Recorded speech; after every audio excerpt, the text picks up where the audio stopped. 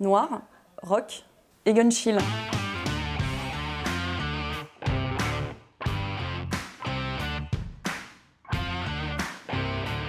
Je travaille pour une société qui fabrique des meubles, qui permet d'exposer des parfums pour tout ce qui est parfumerie, institut aussi. C'est plus des meubles éphémères qui sont destinés à durer 2 à 4 semaines. Le challenge technique, on travaille beaucoup les matériaux tels que le carton, le plastique, et aussi relever les challenges de timing, qu'on doit toujours produire nos meubles et nos PLV dans des timings très très serrés. Et voilà, c'est toujours un challenge aussi supplémentaire. Souvent, les gens confondent mon métier avec le métier de designer. Quand tu dis que tu développes des meubles, tout de suite, c'est designer, alors que ça n'a rien à voir. Le designer, c'est celui qui va concevoir la forme de la PLV, la forme du produit, qui va le dessiner, alors que moi, je coordonne le projet. Je reçois le brief du client et je produis la PLV jusqu'à la livraison en magasin. Donc je coordonne le projet. Mais c'est pas moi qui conçois, qui ai l'idée.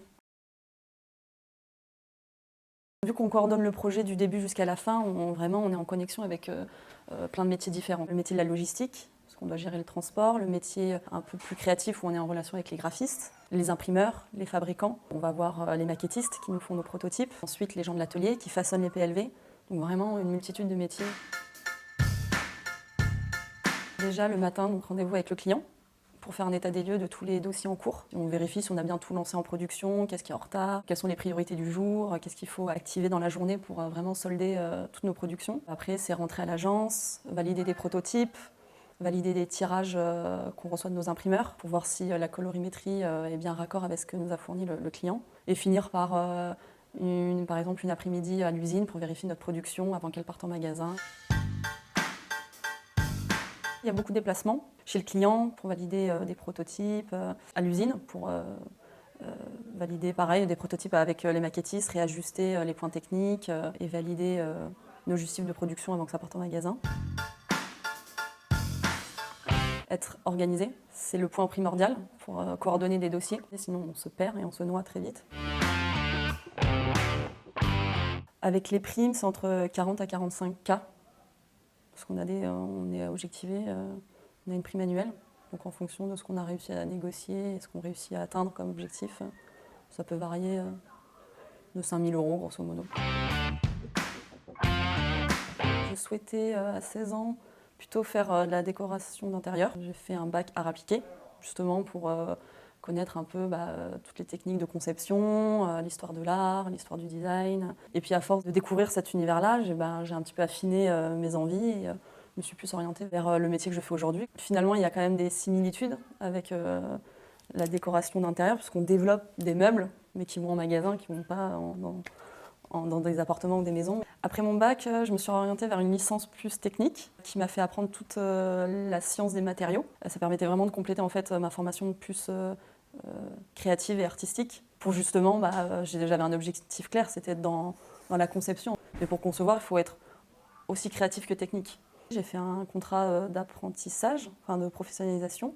Et puis, grâce à des opportunités, j'ai pu rester dans la première boîte dans laquelle j'ai fait ce contrat. Et puis, j'y suis restée finalement 3 ans. Continuer à manager, peut-être une équipe un peu plus importante. Là, je découvre tout juste l'exercice du management avec une chef de projet. Donc, je vois bien continuer un peu à évoluer dans cet exercice-là avec pourquoi pas une deuxième chef de projet, ou constituer une équipe un peu plus importante. Il y a beaucoup plus de PLV digital, donc on n'est plus dans la PLV carton, plastique. Et puis on rentre aussi dans une ère où on veut faire du bien à la planète. Clairement, on produit pour jeter 2 semaines après. Je conseillerais à la jeune personne qui veut faire le métier de vraiment faire les 2 formations complémentaires que j'ai faites, quelque chose d'un peu artistique, créatif, dans lequel on peut s'éclater quand on est jeune en plus. C'est quand même ultra passionnant. Et puis de consolider tout ça avec une formation plus technique, scientifique.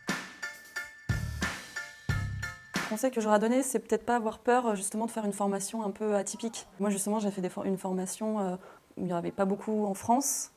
Souvent les parents sont un peu frileux d'envoyer leurs enfants dans un bac art appliqué, on ne sait pas vers quoi ça va mener, une licence packaging, pareil, personne ne connaît. Et au final, c'est en ayant un profil atypique qu'on intéresse en fait les employeurs.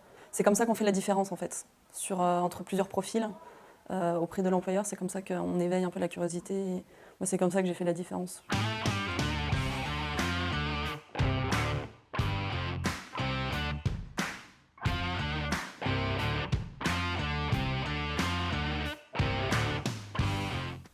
Poule!